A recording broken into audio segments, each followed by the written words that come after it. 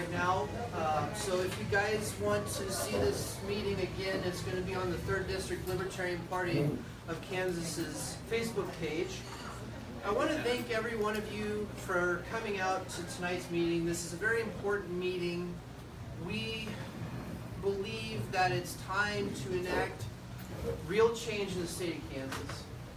The last time that I went to a committee meeting for medicinal cannabis, there was only 2 people against passing. And it was a guy from the United Nations and his wife. And he was a former drug czar under George W. Bush. Those are the only 2 people of about 50. They decided not to pass out a committee, so we have to enact change in order to light fire in the committee people in order to get it in the legislature, so that way our representatives can vote on it in the public. With that being said, this meeting is not advocating the use of drugs. It's a taking in of our environment, what's going on in the political landscape, what needs to change in order to help better our lives in our state through budgetary, monetary, and personal freedom. With that, I would like to thank our speakers for coming. We actually added a 3rd speaker from Bleeding Kansas, Lisa Sublett. She's going to be speaking for Bleeding Kansas, which is an organization that is trying to push forward legislation, get advocacy of legalization. We also have Senator David Haley. He's been an active senator in the state of Kansas for quite a long time. He was a representative first, and then he went into the senator area and legislator. And we also have Dr. Micah Kubic from the ACLU of Kansas, and he is going to talk about why it's important to change the drug laws in the state of Kansas in order to help free up the prison industry for the people who commit serious crimes instead of getting caught with a little bit of marijuana on their body and then being thrown in a cage. With that being said, this is a Libertarian Party meeting, so I would like to bring up our chair lady. Her name is Chris Logan. She's going to talk about a little bit about what the Libertarian Party of Kansas is doing and how we can actually work together and make change locally. Thank you guys again. Well, I definitely want to say thank you very much for everybody coming tonight. I think any actual change actually starts with the discussion. So I'm very thankful to my 3rd District Coordinator with the Libertarian Party of Kansas for putting this all together and giving us an opportunity to actually start having a very good citizen feedback type of discussion. So some of you may have known back in April I ran for the state chair for the Libertarian Party of Kansas, and I was subsequently elected. So I thought this would be a great opportunity to be able to kind of give you guys an update of what we're doing, what we're working on. We've been a little bit quiet, but based on what I ran on as far as operations and infrastructure, there's not a whole lot of excitement about that. In fact, when I go to my team and say, okay guys, let's start scoping job roles and figuring all this stuff out, and you hear crickets, and I'm like, come on guys, we gotta do this, okay? So part of what I've done over the past 7 months or so is actually put together an operations team. A big part of what we were doing was based on the board, and if anything got done like this, it was because the board put it together, put our blood, sweat, and tears behind it, and actually made it happen. And in order for us to grow the party, then we're also going to have to grow our volunteer base and fundraise and all that kind of good stuff. So I put together so far an operations team of 5, and that was solidified at our last XCOM meeting on the 8th of October in Salina. So we definitely have that team in place. So now our next steps is going to be, okay, operations team, what are we going to do? So they're going to have their first operations meeting and start that ball rolling, where we're going to be,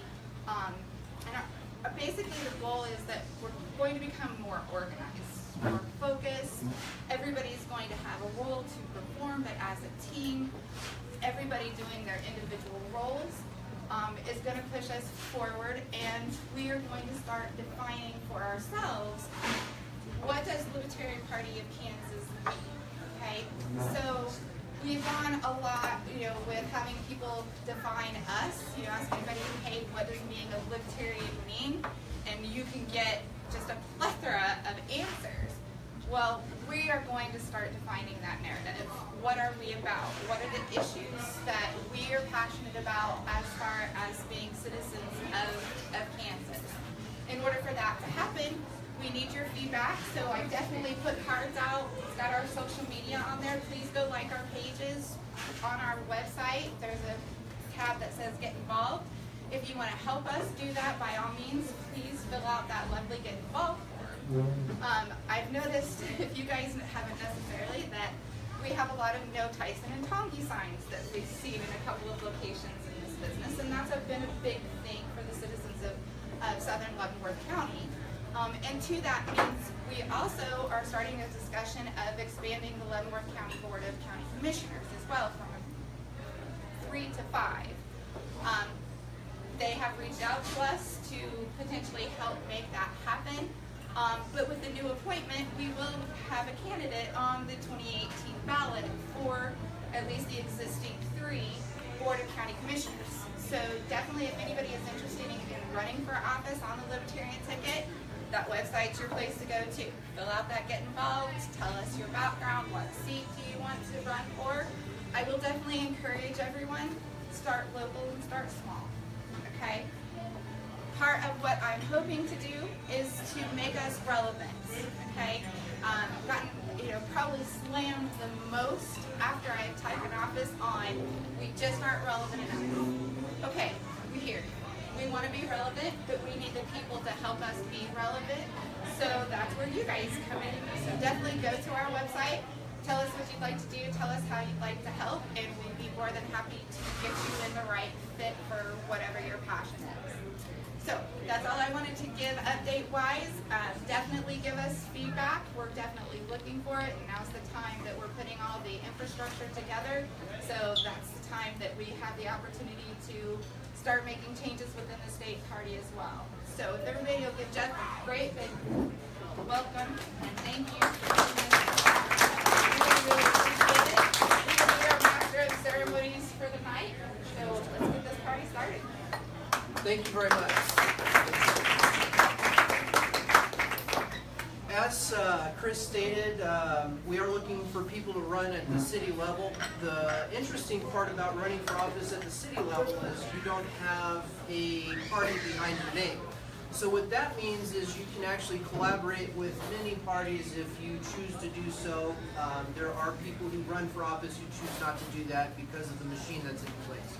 But with that being said, we do have an elected libertarian at the city council level in Mission, Kansas, in our audience today, and he got elected without even having the L for libertarian behind his name. So if you choose to run for office, we can help you if you come to us and say, these are the issues that I represent, that I can help move forward libertarian ideology within the city council level. With that being said, I'd like to bring up Dr. Micah Kubic. He's going to talk to you guys about changing the drug laws and the necessity of changing the drug laws in the state of Kansas.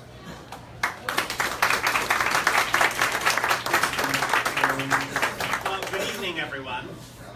Thank you. Senator Haley knows what to do. No one else does, apparently. So when I say good evening, your job is to return the greeting. So good evening, everyone. Good evening. Thank you. Thank you. My name is Micah Kubic. I'm the Executive Director of the American Civil Liberties Union of Kansas, the ACLU of Kansas. I'm happy to be here with you tonight. For those of you who don't know, the ACLU is a national, nonprofit, nonpartisan, non-political organization that was founded 98 years ago now for one reason and one reason only, and that is to defend the rights and freedoms that belong to every person in this country under the Constitution of the United States. We exist for that reason only. We do litigation, so we sue people a lot. We have gone to the Supreme Court more than any other organization other than the federal government, won at the Supreme Court more than any other organization other than the federal government. We do advocacy, so we're up in the state house and city councils and county commissions and Congress a lot. And then we do community organizing and education. Because we think the best way to defend freedom in this country is not for folks to have to call on an organization like the ACLU, but rather to be able to defend their own freedom in the moment that something is happening to them, to know what their rights are and to respond to that freedom.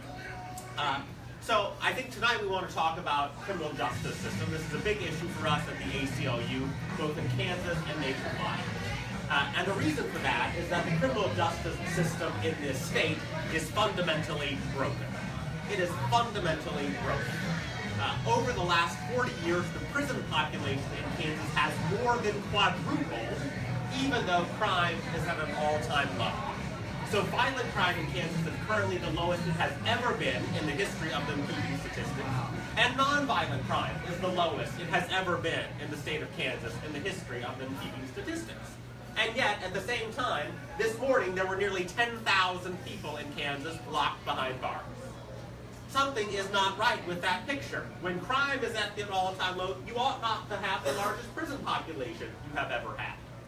That doesn't make sense. It just doesn't make sense. And the reason that the prison population has quadrupled over the last 40 years is because we have decided to send more and more people to prison for longer and longer periods of time for more and more trivial offenses. And in Kansas in particular, the largest driver of the increase in incarceration is simple, nonviolent drug offenses. So the number one reason that people go to prison in Kansas is for simple, nonviolent drug offenses. Almost 30% of all admissions to Kansas prisons are for simple, nonviolent drug offenses. Nearly 30%. The next largest source of admissions to Kansas prison is robbery and sometimes burglary. They trade off every year. 1 year it's robbery, the next year it's burglary, and each of those are about 10%, right? So the second and third largest contributors to the prison population are still just 1/3 of simple, nonviolent drug offenses. And here's the thing, even those folks who are going to prison for simple, nonviolent drug offenses usually aren't actually recreational drug users. They're usually folks who have substance abuse problems or mental health conditions. That's why our prisons in Kansas today, 35% of all people in Kansas prison have a diagnosed mental illness. It's not one that they get after they're there. Let's be clear. These are folks whose diagnosis led to them getting engaged in the conduct for which they were ultimately charged, convicted, and incarcerated. Now, I don't know about you, but I don't think that prison is a very good treatment program for mental illness. Your mileage may vary. It doesn't make sense that we are using the power of the state to incarcerate people, to put them behind bars for conditions that are largely about mental health and substance abuse. Because let's be honest, most of the folks who are recreational users in this state don't go to prison in the first place. They may get charged, but they don't go to prison. Something else happens to them along the pipeline instead. The folks who wind up behind bars are largely folks with substance abuse problems and mental health. But it doesn't have to be that way, right? It does not have to be that way. Ultimately, of course, I think we would like to see drug crimes decriminalized in this state. But in the meantime, the step that I think we can take in the shorter term is just to defelonize those drug offenses, to turn them from felonies into misdemeanors. And the reason for that is that in Kansas, you don't go to prison for misdemeanors. You go to prison for felonies. Misdemeanors don't land you in prison. And this isn't a crazy idea to say that we could defelonize drug crimes because, well, we've already started to do it. Just last year, they defelonized second-time marijuana possession in Kansas. And before that, most first-time drug offenses are already misdemeanors rather than felonies. And beyond that, there are now 19 states that have defelonized most or all drug crimes. 19 states, including those well-known liberal pinko hippie bastions like Alaska and Utah and Wyoming and Oklahoma. Oklahoma did it at the ballot box just last year. In the 2016 election, election, on the very same day that Donald Trump was getting something like 70% of the vote in Oklahoma, almost 60% of Oklahomans went to the ballot box and voted to defelonize drug crimes, to make them misdemeanors instead. And I say if they can do it in Oklahoma, by God, we ought to be able to do it in Kansas. Amen. I'm from Oklahoma. That's right, my people are from Oklahoma. This is my ancestral homeland, right? So if they can do it in Oklahoma, by God, we ought to be able to do it here in Kansas. So that's one thing. And if we did that, if we were to defelonize drug crimes, turn them into misdemeanors instead, you would send thousands fewer people to prison every year. You would make communities safer and stronger, because guess what? A community isn't safe or strong when there's no one living in it because they're in prison. You would make our communities safer and stronger, and you would save millions of dollars of taxpayer dollars in the meantime, right? Because prison isn't free. It's not free. It costs the people of this state a lot of money. It costs us nearly $250 million to run the prisons every year, and we're not doing a very good job of that either. You would do a better job of running the prison if you had fewer people in it. You would make it safer and stronger, and you would save all of us some money in the meantime. So that's one thing we could do, to defelonize drug crimes. But there's a second thing that we could do even before that. And the truth of the matter is that we have an epidemic of mass incarceration in this country. That's because the laws say what they do, because legislators have passed them, politicians have passed them. But it's also because prosecutors have decided to always pursue the maximum that they can under the law. The dirty little secret is that if prosecutors wanted to end mass incarceration in the United States, they could do so today. Doesn't require Senator Haley and his colleagues to do anything. If prosecutors wanted to end mass incarceration, they could do so right now. And the reason for that is that prosecutors are the most powerful elected official that nobody knows. They have the full power. They get to choose who gets charged, with what, how long of a prison sentence or other sentence to pursue. They're the ones who have the most power in the criminal justice system. We oftentimes think it's the judge or the jury because they make decisions on the long run, right? But they make it at the end of the process and only using the information that has already come to them from the prosecutors. So the best way to reduce mass incarceration that way is by getting prosecutors to make different decisions, to encourage them to charge these crimes as misdemeanors or not at all. They have the ability to do that. They simply choose not to. How do we get them to make different decisions? Well, again, they're elected officials. They're elected officials. They are accountable to the people. Yes. And that means that people have to encourage them to make different decisions.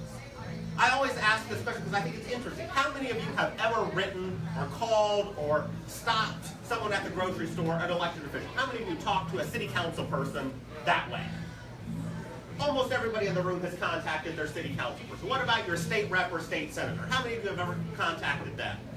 Okay. What about your member of Congress? How many of you have ever written, called, most of the people in the room, how many of you have ever written or called your county prosecutor?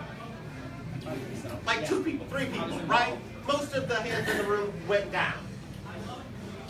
There's a reason for that, right? There's a reason that they act the way they do, and why, even though there's a huge movement in this country to say that we need to change our criminal justice system, that prosecutors largely have pretended like that movement isn't going on. You see members of the legislature starting to behave in different ways. You see members of Congress talking about criminal justice and drug policy in different ways. They're not all the way there yet, but they're starting at least.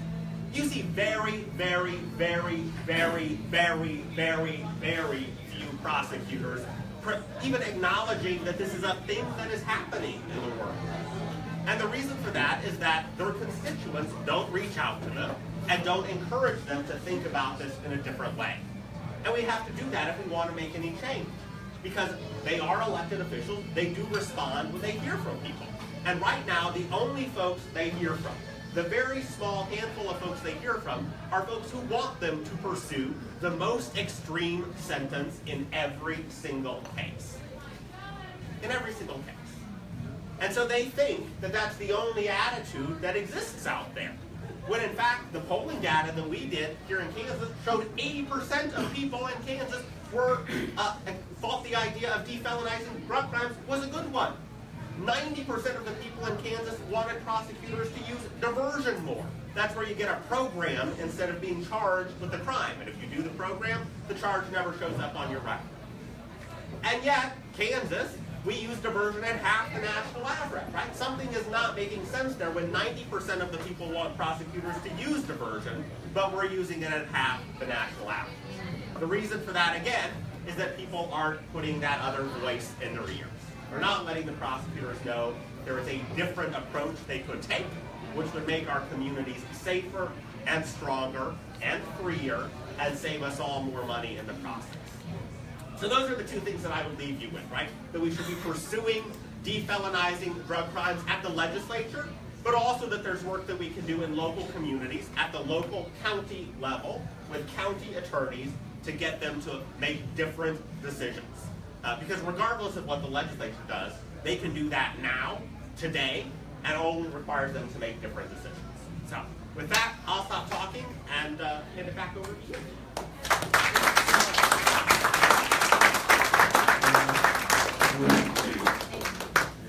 Dr. Kubic, you actually introduced a lot more ideas than I knew. Like, the percentages were astronomical. I had no idea. That's a lot of really good information. I don't know if the average Kansan knows this. So we need to work on getting people informed. But that, in my opinion, also goes back to running candidates too. Like, if we get people running for office, talking about these issues, the news has to pick up on it because you're running for office and you're in front of the camera. But we also have organizations within the state of Kansas who are working to help change the landscape of the drugs and the drug war in the state of Kansas.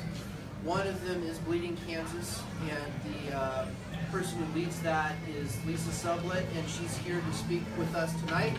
She is our next speaker, and she's going to take away from here.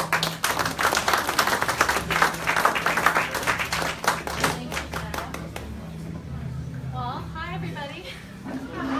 Thank you to LPKS for having us out, and also thank you to LPKS who have given us a statement of support for our bill, the Kansas Safe Access Act. And that statement of support is on our website, bksadvocates.org. We appreciate you standing with patients in Kansas. Because one thing about the sick, the suffering, and the dying is they can't often stand for themselves. But I mean that quite literally. I have patients who wanted to be here tonight, and once again I'm getting the message of an apology. I'm trying so hard, but I can't even get out of my pajamas without help. Those are the people that I fight for every day. They can't come to Topeka with me and be there every day, day in and day out, until it's time. I've run out of time on a bill. I have till turnaround date every session. That's I get about 6 weeks to convince people. And Micah did a great job giving you some statistics. And by the way, that 35% mentally ill, that isn't a percentage increase over just since the year before. It goes up every year. So right now your lawmakers want to put more money into putting more beds down in El Dorado. And you need to let them know that's not what you want them to do. We don't want to spend more tax dollars putting patients, whether they're mentally ill, whether they have substance abuse issues, whether they're my patients who are fighting for their lives or for their quality of life, and they want safe and legal access to a medical option. That's a matter of their self-sovereignty. No one should be able to make my medical choices for me, but me, my medical provider. It is self-sovereignty. It is life, liberty, and the pursuit of happiness. And if my patient's pursuit of happiness is what helps them get their pants on in the morning, what helps them be able to sleep through the PTSD nightmares at night, what helps them be able to fight their cancer, that is their best quality of life. That is their happiness. These are a direct violation of our human rights. These are a direct violation of your civil rights. And anytime anybody looks at this issue and tries to make it anything else but that, they're just not checked in. Every day that you do not have a right to choose medical cannabis with your medical provider as an option to treat your illness, your rights are being decimated. And until every person can stand up and see that for my patients, because my patients can't stand for themselves, voice, right? Chemo might take their voice, trauma might take their voice. They need you to be that voice. And honestly, that's it. When we're dealing with CASLIG right now, 76% of Kansans support the right of my patients. My patients should have safe and legal access. Safe access, my patients should not be forced to the black market. Whenever you hear that medical cannabis is a gateway drug, stop them right there. Black market is the gateway, not the drug. What is a drug dealer? They're a salesperson. What's a salesperson's job? To upsell you to the next product. What is more expensive? What is more addictive? When you don't force my patients to black market where they have exposure to that and you give them safe and legal access, their risk goes down. And again, let's go with data and research. Opioid deaths go down 25% in states that have safe and legal access. Right now on my website, bksactivist.org, we have a huge amount of research we have compiled, which is now going to be used by the U.S. Pain Foundation, by Americans for Safe Access. When patients are given a choice about safer options on the front end of controlling their pain, Medicare prescription costs go down, Medicaid prescription costs go down, prescription costs across the board go down. Even people seeking hospitalization for opioid addiction go down. Because some legal states now are letting people use it as an exit drug off of opioid addiction. We have a crisis. We have people dying, 91 a day, and that's a low estimate. It's actually much greater than that, I will tell you. We have 91 people a day dying because they're being forced to addictive, toxic, and dangerous drugs. They should have a right to safer choices. They have that right. We don't ask the government for our rights. We must fight for recognition of our innate right and inalienable rights. That's the truth. You have the right. You have the right. Jefferson wrote it down. It's there. You have it. CASLIG has to recognize it. It won't happen unless you help us fight for it. The Kansas Safe Access Act is non-for-profit. It funds mental health and public health. It funds mental health and public health at K through 12. 80% of adult drug addicts are survivors of childhood trauma. If you have early intervention with those children and you support mental health at K through 12, you'll help someone not to be an addict. So the first things to be cut when we cut education, like right now, guess what? We didn't make the cut again with Gannon. So you know what gets cut? School nurses, counselors, they consider those extra. KSA funds that. We also fund public health and mental health on the public level for everyone. And medical research. Why shouldn't KU and K-State be leading the world in research? Right now Israel is, but we could do that. It's rural-based and modeled, so rural areas, we want to bring jobs and industry back to the rural areas. I'm a small-town girl. I don't like to see little towns die. So we want to, who can grow things better than farmers? Right? So we want to bring jobs and industry. So when you hear this fight back and forth, cut services, raise taxes, cut services, raise taxes, dueling banjos in Kansas all day long. And meanwhile, the ship is drowned. You know, it's sinking. We're all drowning. How about new revenue stream? How about new jobs, ancillary businesses, new industry with great pay? They're trained physicians. How about we save people's lives and we save Kansas? I think that's a better option. So when you're talking with lawmakers, compassion, I don't care what faith anybody is or what they're of, all faiths are rooted and founded in compassion. Compassion for the suffering of other human beings should be a basic thing for anyone. But let's talk money in Kansas. We're drowning. We have to have new revenue streams. Colorado, y'all just hit $1 billion in 8 months. Last year it took them 10 months to get $1 billion. It's coming in quicker. In Kansas, well, we just want to keep building more prisons. We want to keep sending people to jail. Yeah. We have to stop the insanity.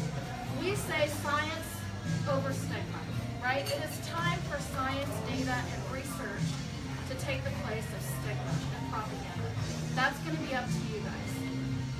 We can talk about racial inequality. We can talk about the decimation of communities. We can talk about the decimation of families. Even in states that have decriminalized, still the racial inequality persists.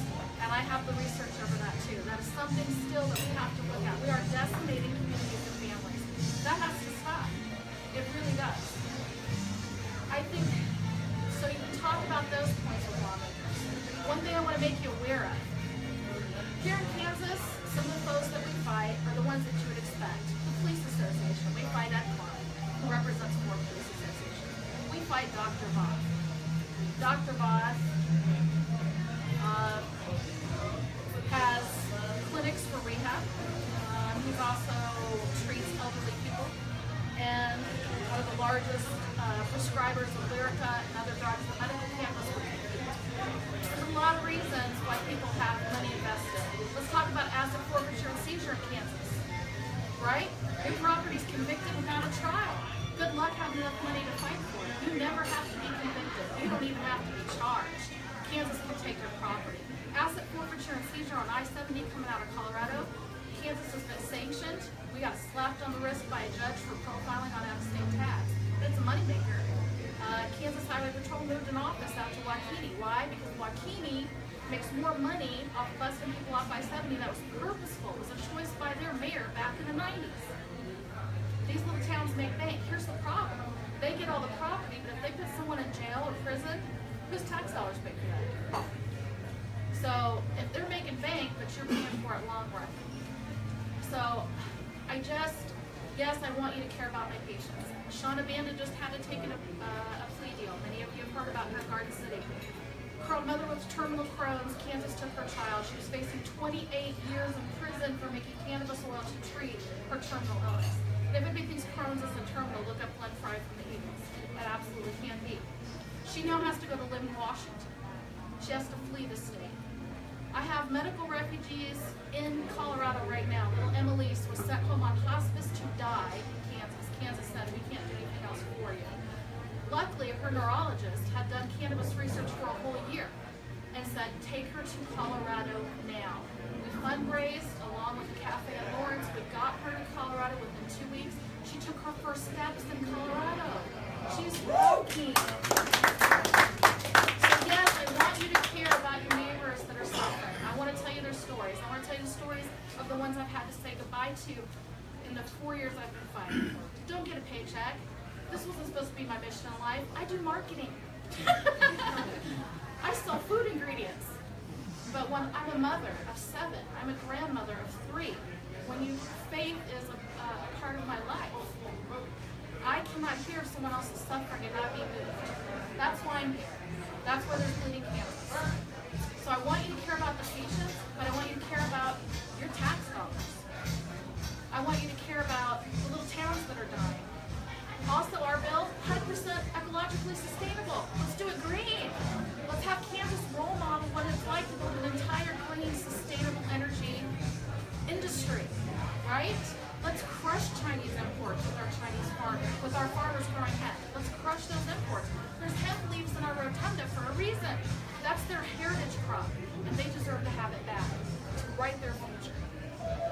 So I ask you the biggest thing, letters to editors, supporting, and I know Senator Haley's going to speak about this, support the candidates that support our rights. Please do. They deserve your support. They have to have it.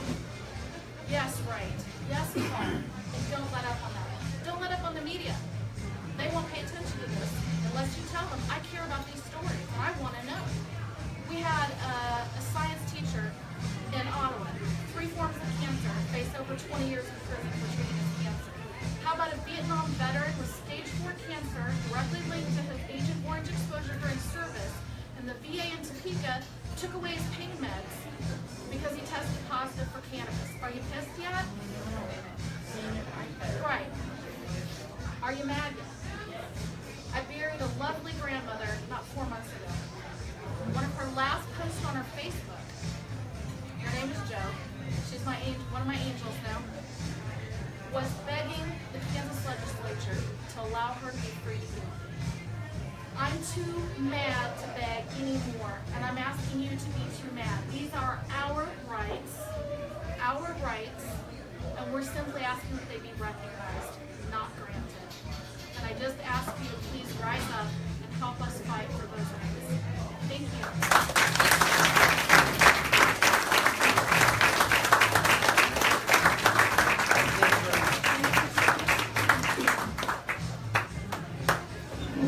Lisa hit it hard with the emotional aspect of why it's very important to change drug laws in the state of Kansas. When I was in 3rd grade, I lost my grandmother to breast cancer. If you Google cancer cannabis, just those 2 words, the second link that comes up is a federal government link that tells us that cannabis has medicinal purposes. There's a problem. We have the wrong regulation in place right now. And we need to get the legislation passed in our state in order to help our citizens. I think Senator Haley is about to talk about the most important aspect of the meeting tonight, and that is to move forward with legislation in order to get people to have the access they need in order to get help. He's also going to talk about the economic benefits of legalization. He has introduced multiple bills over the course of the last few years to legalize medicinal cannabis and recreational cannabis. Without further ado, I welcome Senator Haley.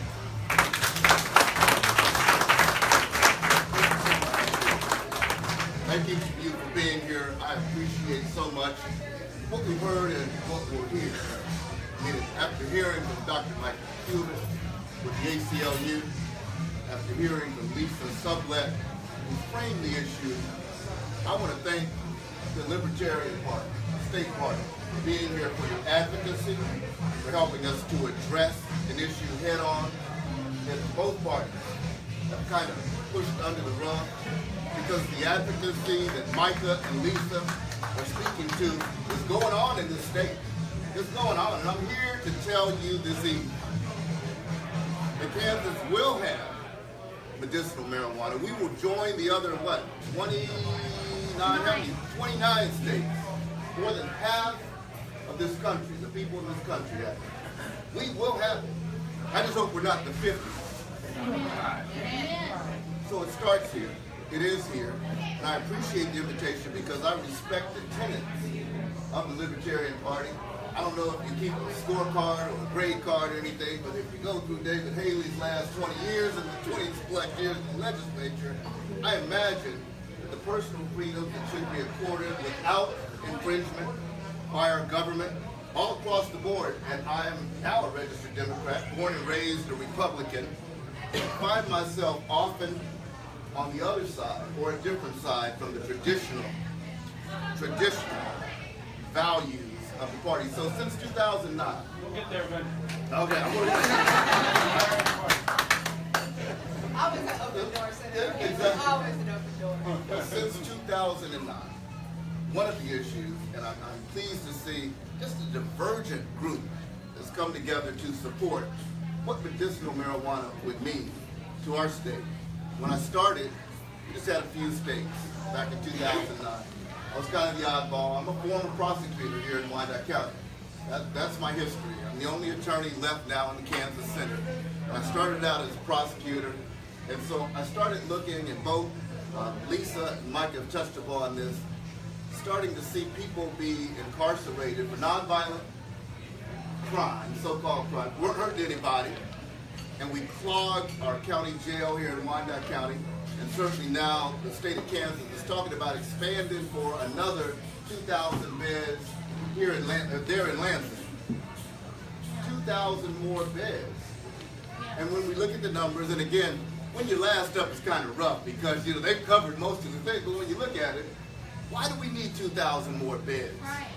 When you look at the number of non-violent, minding their own business, Kansans, who for possession crimes are sitting in our 10,000 plus capacity, overcapacity facilities now. And so back when I started in 2009, they're like, wow, Haley, we don't know if that can go on. I mean, what have you been smoking? We're not going to do that. 2 or 3 states have medicinal? But as we watch the groundswell that irrespective of party affiliation is going across this country, we realize that well more than half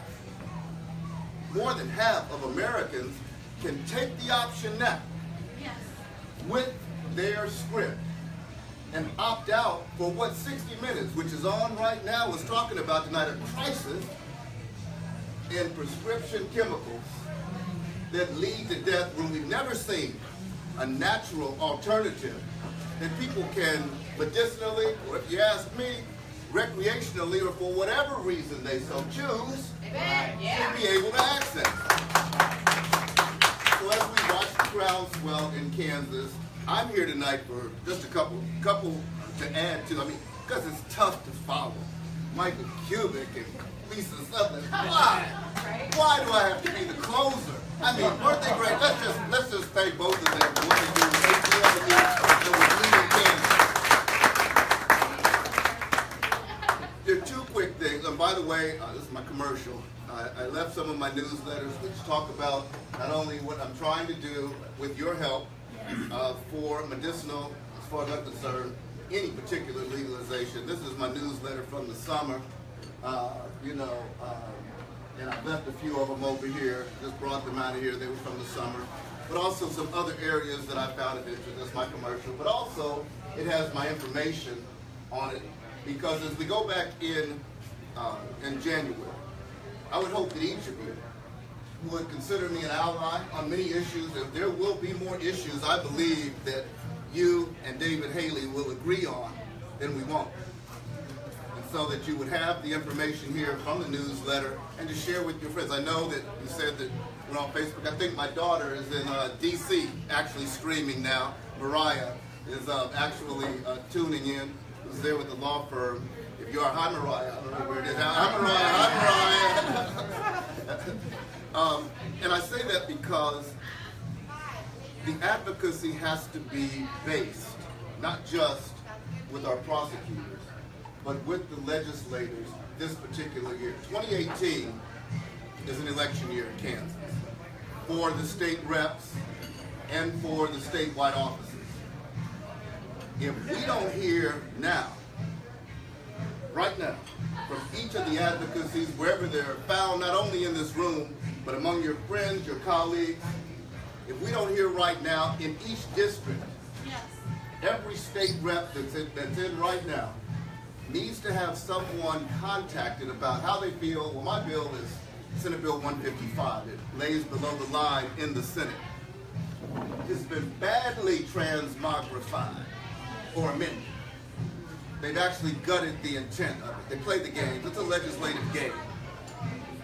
But when it runs on the floor, and if your state rep and or your state senator and those who might be following this process would serve as the advocate between now and January when we're back in Topeka, say, look, we want to be heard on the issue. It's important to us. We vote.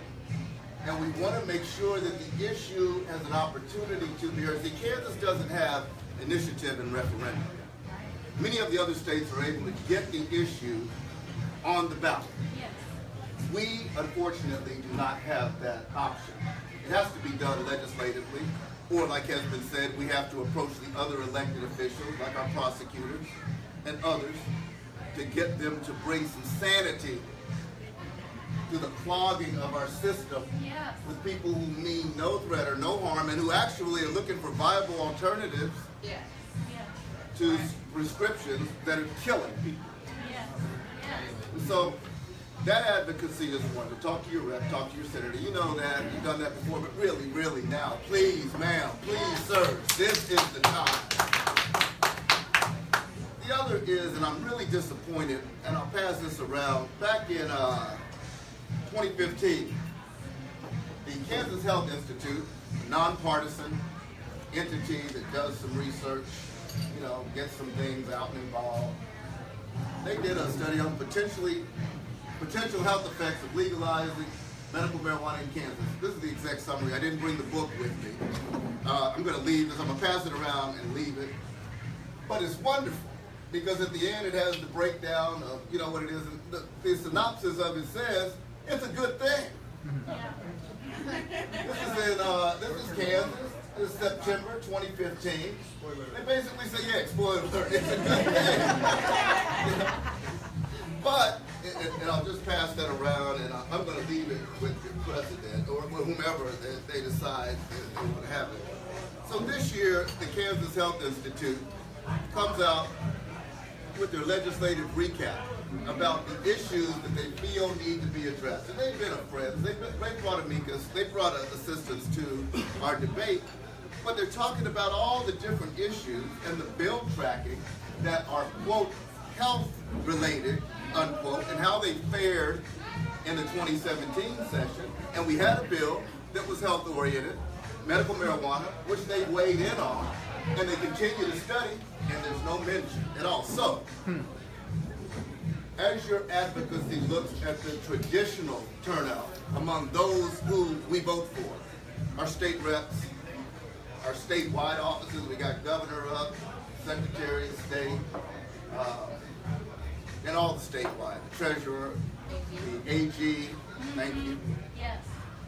Also, please target some of the organizations. Let the ACLU know that you're supportive, and let them know that. Let Bleeding Kansas know. Let the Kansas Health Institute, Yes. which understands the issue, and knows, let them know as well that you're tracking what they do, because they look for grants and for funding and for support. So that's my commercial. My commercial is for a very needed advocacy. I will be working my colleagues in the House this year to find out which one at a time. We have 125 members of our State House. 63 will pass. So I'm going to count to 63 one at a time and say that I'll have their support with the support I raised to have 63 yes votes on the bill of medical marijuana. And now in the Senate, we need 21. And we don't run again. The Senate is not up again until 2020. So this is high time, main time to get this done.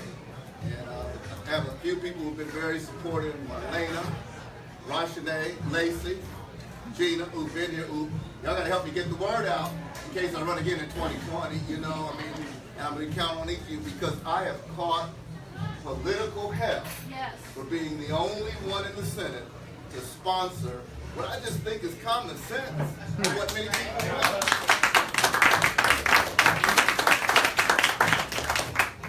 But I need some friends, I need some help. This is the year, this is the time to do this. Finally, out west there's a guy now, he just came in, Senator John Dahl. Here's his picture. He's a medical cannabis in Kansas, hope or hopeless. And when I saw this, I tried to print it out. When I saw this, I said, oh no. This is like Northwest Kansas, ag country, the border where the same people that Lisa was talking about are interdicted when they come from Colorado. They're snatching people, asset forfeiture, taking everything because they know they might be carrying. It happens all the time. And John Dahl, Senator Dahl, a moderate conservative Republican, he said, no, it's got to end. He said, we got to do something. Plus the ag possibility. Yes. The revenue from raising a superior crop than they do in Colorado, which is being raised now, and we need the revenue. In case we have revenue. And so I have hope, I have a feeling that we can do it when we have bipartisan or tripartisan support that we need, and advocacy to address these issues when I read from John Dahl. So I talked about the newsletter, I talked about the legislative highlights, and I talked about the fact that the health KHI did not address. This doesn't have anything to do with it, but I just wanted to, again, thank you. In closing, thank you for this invitation. I'm excited, I'm passionate about what we can do in this area, and I'm very passionate about many of the issues that are addressed and that are underscored by the Libertarian Party. I believe indeed that we can form that more perfect union, that we should be addressing it by allowing people to live unfettered without government intervention, where indeed we know is unnecessary. One key point where we agree right tonight is that the ability to access a safe, natural substance that indeed has been proven across this country and indeed around the world to be not only non-habit forming, but never to the point that it causes overdose or death. Yes. It should be something where we all can agree, and that advocacy should be promoted and pushed, and I thank you for allowing me to be a part of that drive to make it happen. Thank you so much. I have a couple questions. there was something that was brought to my attention before the meeting started, and it was that the bill that was introduced in the last legislative session is going to be brought out next year. Should we be working with legislators now to bring that bill out of committee? How can we get that bill out of committee? That's a good question. So right now, the bills that came out of committee, there's some that came, there was another great legislator, he's decided not to come out, Representative John Wilson from Lawrence will not be coming back next year. He opted to come out. Legislature doesn't pay anything. Lisa's complaining, we don't pay anything, we ought to make what. You get a good salary at ACLU, you don't get these. Dr. Kubic, they don't have anything. So John Wilson was a great advocate, and the other advocate, the friend that we had on the House side.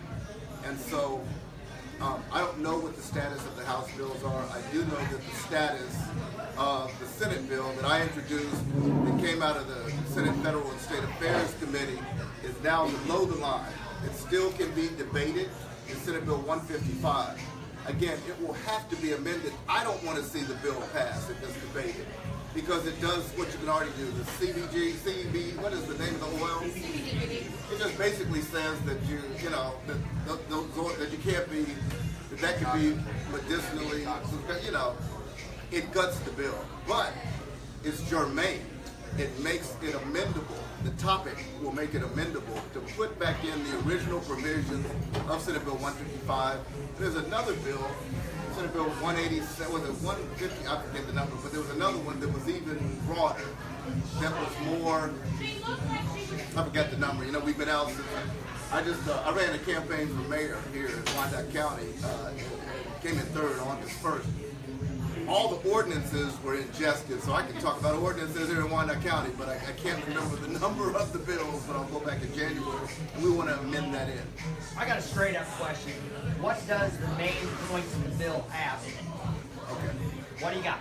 One. Not the one that we have, not the one that they you want to amended make. to, but the one What I would want. you like to make? It allows for a patient to go to their physician and to have prescribed for an array of listed medicinal marijuana, cannabis, for an array of listed maladies or illnesses that can be, as I remember, PTSD, post-traumatic, and they list out those. And that basically, that physician would not be held to, and it also puts in place the administration of it for, I believe, tax purposes, what that would be. Now, the one thing it does not afford, which I want more so, is where does it come from? In other words, if you get the script, where do you take it? You can't take it to CVS. No. So where do you get the script? Right. And that is not in the bill, and that's the part that needs. Another point on it. One thing I assume that you're going to basically think those who are incarcerated for possession of marijuana, you're going to free them. Yes or no? Well, that's another, and that is part of the drawback that we hear from law enforcement is what will we do for those who have been convicted of possession crimes? Right. How do we handle that? Well, if they're nonviolent, that's... Well, and that's always a detriment to some legislation, because no one wants to put a law in place today that would undo the work of those who've gone before. Okay, let's talk about Amendment 64, Colorado. 3.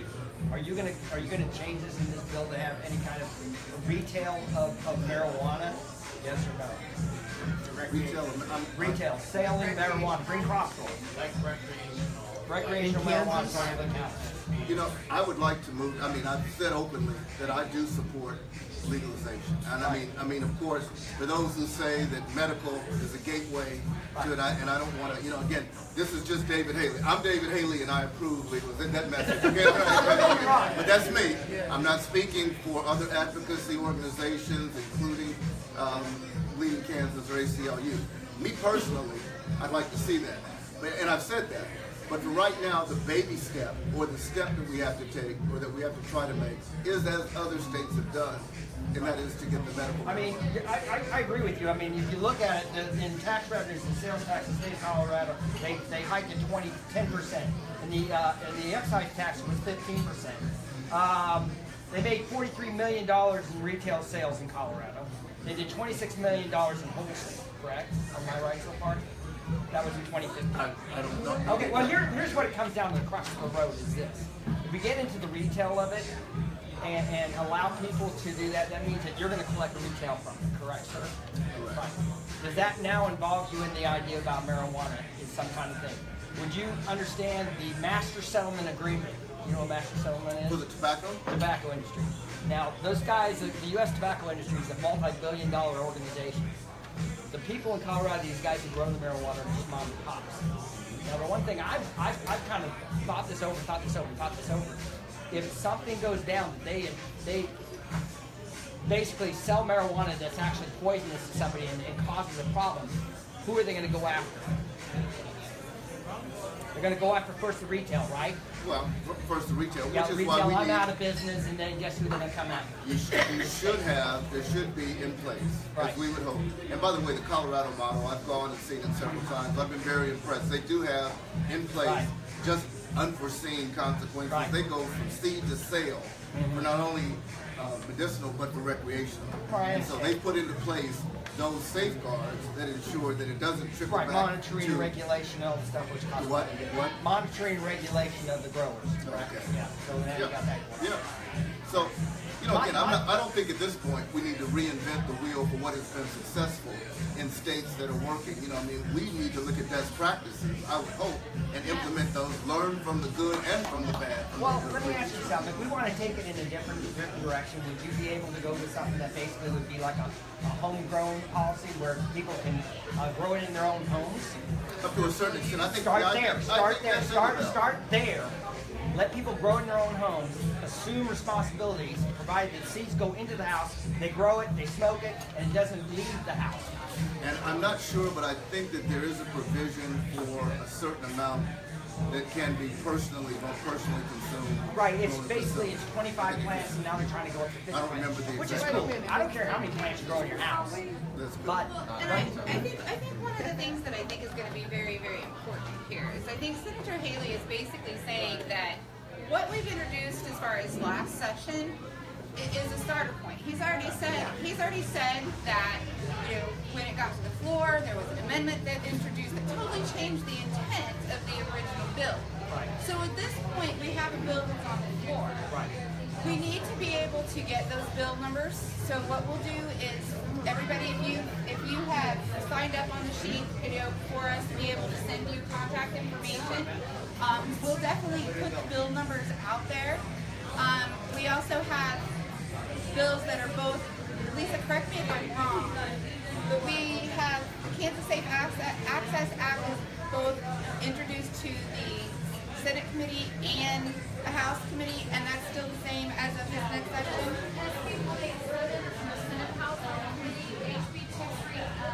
H bill. Is in the House committee. We have been told that we will get hearings on both committees will start discussion. Again, that takes pressure because we're hearing. I'm sorry, can you hear me okay? Sorry, I just realized y'all praying I again. think Lisa said the two bills for the Kansas Safe Access Act is SB 187 that was introduced into the Senate, 187. and then they also have HB 2348 that is in the House. So those, I mean, that is the most comprehensive medical cannabis legislation that has been introduced in the state of Kansas. And I think it absolutely addresses from the medical standpoint, you know, all the things that you were bringing up as well. Well, all I'm just trying to get towards is this thing. This is just new, okay? It's 2015, Colorado's making bucks. But what do we talk about 20 years down the line when this becomes the same kind of debacle thing that happened with, with tobacco? You just got to, my question is, every one of these individuals as libertarians, I'm assuming you want to take care of yourself and, be self-sufficient, grow your own stuff, and at least know what you're growing and stuff. Really?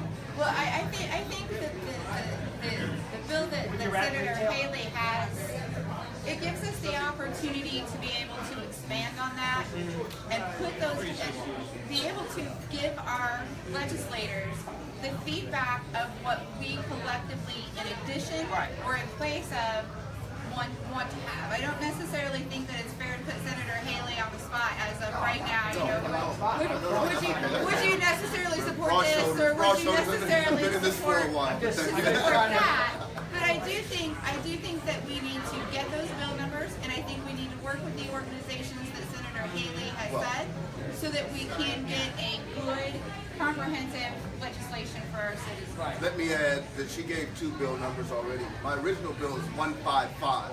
So if you go to the Kansas Legislative website, kansaslegislature.org, and look at what the original tenets of 155 were, 187 is the SAFE Act, which I will try to amend into 155 should it come above the line for debate. But mine was different. 155 was not what 187 is. So 187 has been gone over enough that there are enough advocates on board for the support of 187.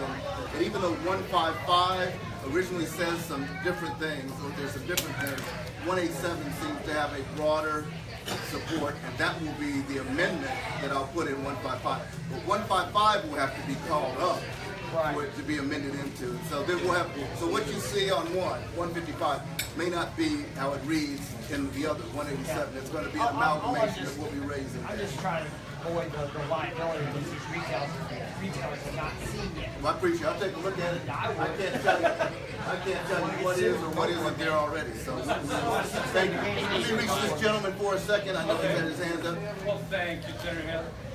So earlier, Lisa brought up asset forfeiture. And of course, asset forfeiture is another tack that we can focus on. And I think most people in this room probably know that is such a evil in and of itself.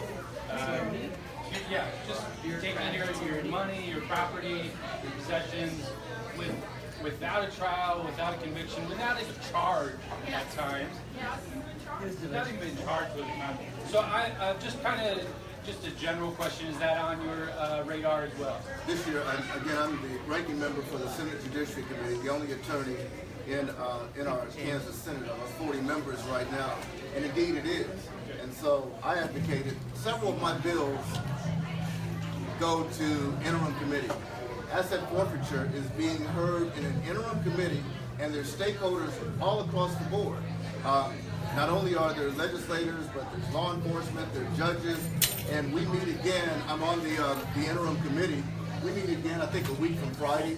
We're in Topeka because we want to have a policy, because pre-conviction is absolutely, and then they gave, I can't even give the statistics right now, I should have, but it's something they said that 90% are for under $2,000.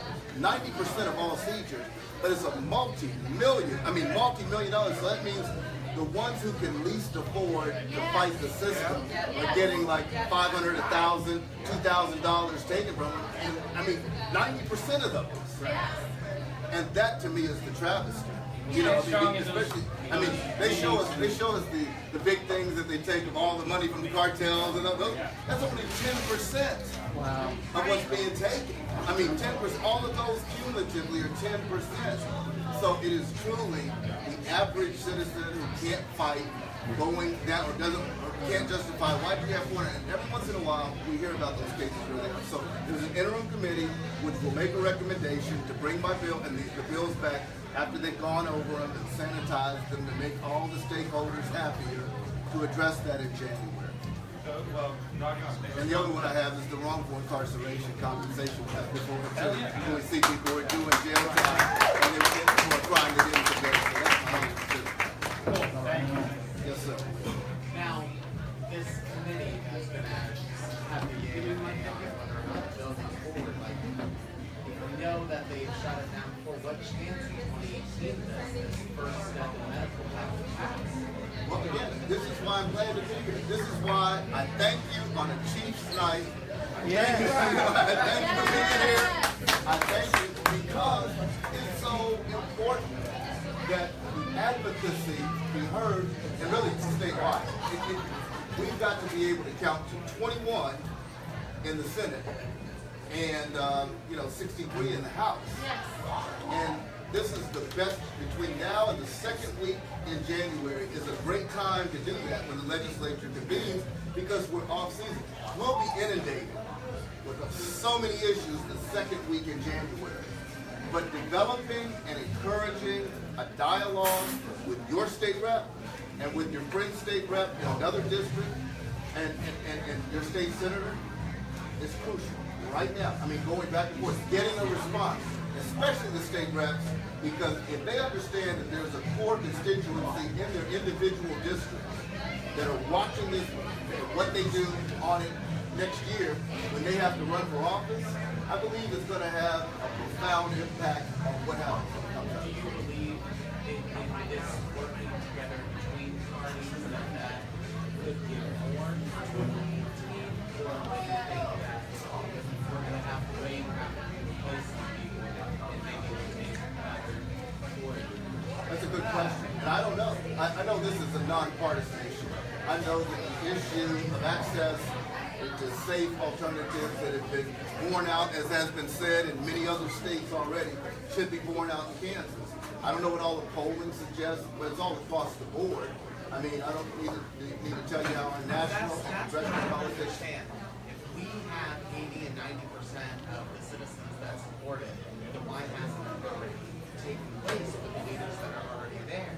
You know, that's a good question. You know, we go back to reefer madness and the education, the learning curve for people when they really don't know because they haven't heard from, you know, those who are saying, look, come on. And, you know, when I started, I didn't have any data to go by. I just had a gut feeling. But now I point to all the other states, right? And so look how they're doing. You know, so it's made it a lot easier. Career politicians in there, they're still closed-minded. Some of them are in Johnson County. We got some in Johnson County that are really scary. You know, really frightening. Lisa, are the members of the two committees that the Kansas Safe Access Act is in, are those members still the same? Because at this point, in order to get the Kansas Safe Access Act even to get a hearing, aren't the individuals that are on these two committees the ones that we kind of need to start with to encourage them to give your bill a hearing? Yes. Okay. We actually have bipartisan across the aisle support on the House committee. We actually have Aldercons who support. And so Senate committee is a little harder. I will tell you, Vicki Schmidt heads the Senate Health Committee. She is very interested in the opioid crisis. So, you know, She's a pharmacist by profession. Yes, if you email me info@bleedingchaos.org, I can send you our opioid crisis resource document. It's about this thing. But I send it to you in PDF form. They need to see that. It's not if the crisis will come to Kansas. The crisis has come to Kansas. It is here. It's only going to get worse. We know 25% it goes down in other states. So just ask them, look at 100 people and tell 25, I don't care if you die. I don't care if I can do something right now today to help you not die. Have them do that. But send them the document, the research is there. It's just pages and pages of compiled research that we put together. Also, what happened with Senator Haley's bill is called a gut and go. Okay? And let me tell you what happened. You have to look at, before I told you we fought the police association, we fought other people who have interests that make money. There is a new player on the field now. We have 5 what I call dark bills come in this year. These are ninja warriors on the battlefield. Okay? I'm fighting in the dark on these. These are anonymous bills. In Kansas, anybody can introduce a bill. Right? Great for the citizens. But here's the thing, sometimes you don't know where that language is coming from. Ty Masterson, his own Senate, you know, amigo, gutted the language out of his bill and stuck in language that is written in high pharmaceutical language. I can guarantee you Ty didn't write that bill. What we have now are pharmaceutical companies coming in who want to guarantee their way to have pharmaceutical, CBD, blah, blah, blah, this, that, or the other. They don't want you to grow your own plants. The Kansas Safe Access Act, you grow your own plants if you want to. If your medical provider says you have PTSD, I think you need to have a gram a month, you grow what you need in a consistent amount in different levels to have that guaranteed gram a month. That's the way it should be. It should be between a doctor and a patient. And Kessler, unfortunately, I mean, I don't know how you feel about you. You don't have the right to ballot initiative in Kansas, first of all. Right. Use me. Right? Right. That is a constitutional amendment. And if you ask me, I would like to see another group rise up to fight for that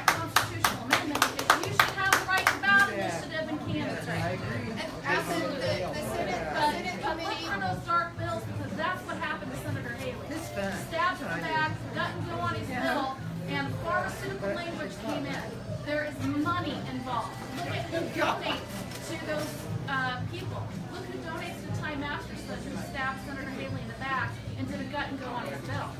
Pharmaceutical companies. So there are other dark players on the field now, and you have to be aware. And that's why I say you must donate to support candidates who will support and take this issue on and fight it. Because we are up against big money. That's a good point that you bring. I started what's called a 420 campaign. Yes. 420, yeah. Okay, well, it's 420. And so we're in the process and we'll be raising quite a bit because I intend to lobby individually my colleagues, House colleagues and Senate colleagues, with what we raise in the 420 campaign. We're going to raise that and go to each one of them right now. That's what I'll be doing, is going to them and asking them and saying that we're going to support them or not support them, or their opponent, you know, whatever their party affiliation. Right. Hang on just It's one second. nonpartisan issue. I have a question over here. The Senate bill, the Senate committee chair is who again? Vicki Schmidt, and the chairman committee of the House committee is Dan Hawkins, who works in the insurance bill. So what I'd like for you to talk to Dan Hawkins about is that in states that have safe and legal access to medical cannabis, their Medicare and their Medicaid prescription costs go down. You want to save money on care? Give my patients safe and legal access to medical cannabis and let them make a better choice, and you can save your tax dollars. Because they'd rather grow their own. So those are conversations you can, when you go and look at these lawmakers, look what industry they come from, what field they come from, and find that language and talk to them about it. Are they a person of faith? Then let's talk compassion. If they're a number cruncher, then let's talk money. If, like Hawkins is insurance, previous pharmacists, find out where they're coming from and put it in the language that they need to have it delivered. Does that make sense? Yeah. Can we attack this from another angle in the agricultural state? Kansas Yes. is a farming state. Yes. Yeah. Why can't our farmers, we could lead the industry in getting rid of plastic. Yes. We could lead the industry in clothing. There's textile mills that we can work through. It took us everything to get a hemp bill through. I mean, even hemp, you know, has just been, the learning curve in Kansas is steep. There's too many people like this. It's like, I mean, it's a little rough.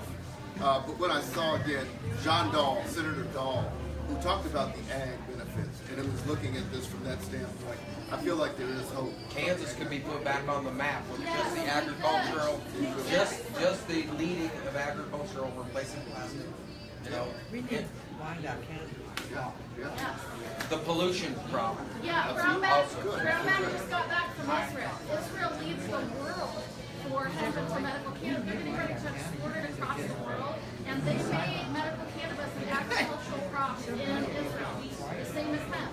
I'm going to take a couple more questions, then I'm sure we'll be around afterwards if you'd like. Yes, sir. I have very little faith that it's going to be any better this session than it was last session. We're going to run into the same people blocking us. So I thought there's another approach that might make you lawyers cringe, but it helped with alcohol prohibition, jury nullification.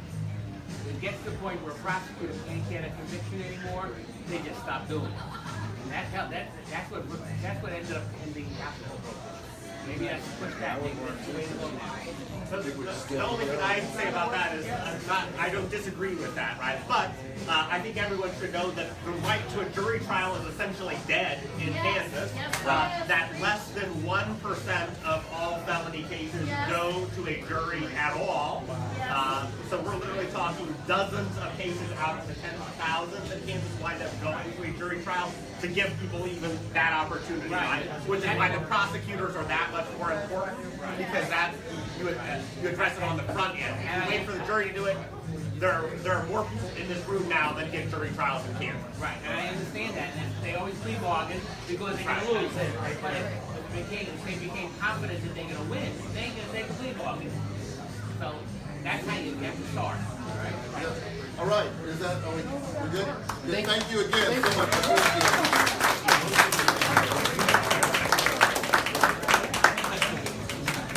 All right, before we are over here, I wanted to hit on the jury nullification thing that Mike Kerner just brought up.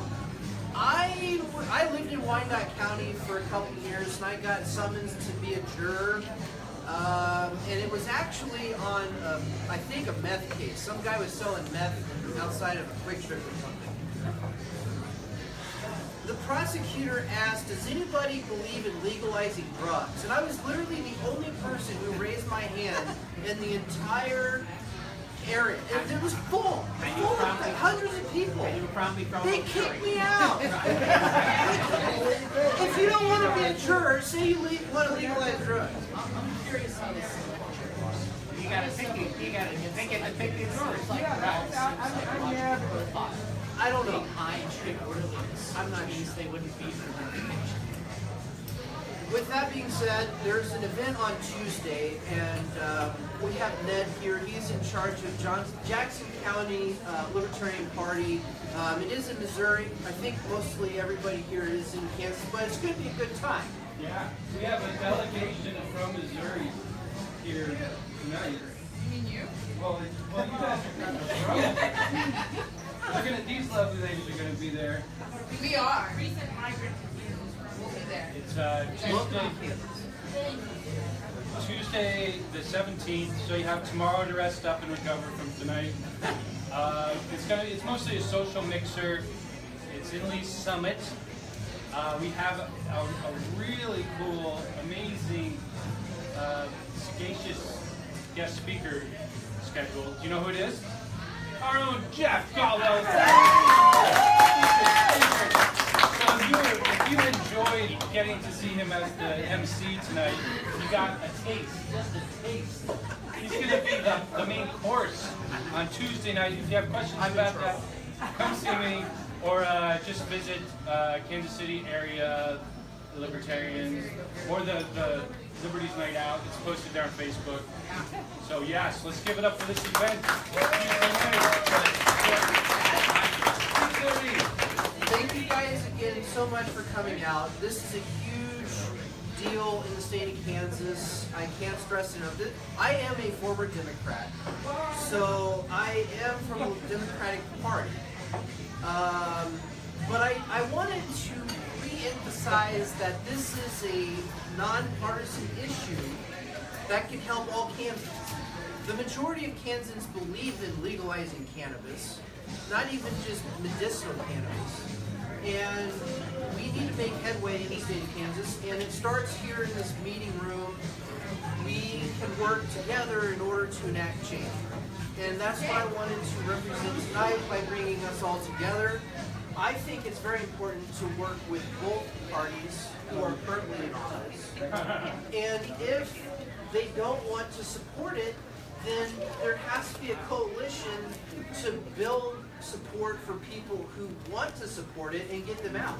You know? Vote them out. If they don't want a job controlling our lives, vote them out, you know? Amen. Right. It's nuts. Do you have any questions? I was going to ask you, Jeff, if you have any upcoming speaking. I had yours. But okay, that's cool. That's awesome. I'll be there Tuesday. Yeah.